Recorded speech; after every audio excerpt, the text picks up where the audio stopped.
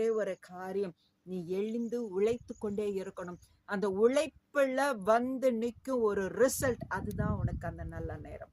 பாருங்க, எங்க அம்மா கிட்ட இருந்து சில விஷயங்கள் எனக்கு ரொம்ப பிடிச்ச விஷயம்.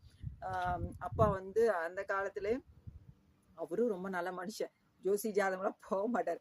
ஆனா சொந்தத்துல அவங்க அண்ணார் அந்த மாதிரி காரியங்கள்லாம், இப்ப டைம் சரியில்லப்பா, அதனால அது இருக்குதுப்பா, இது இருக்குப்பா, அதனால என்ன செஞ்சாலும் அந்த வேலையெல்லாம் அது சரியில்லப்பா, அப்படி இப்படிலாம் நிறைய இது காரியம் இவரும் அதை பிடிச்சுக்குவார்.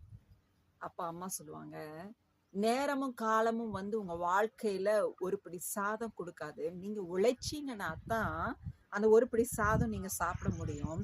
ஆகையினால இன்னைக்கு நேரம் நல்லா இல்ல, நாளைக்கு நேரம் நல்லா, அப்ப ஆயுசு முழுசும் நல்லா இல்லைன்னா அப்படியே இருந்து அழிஞ்சு போறதா?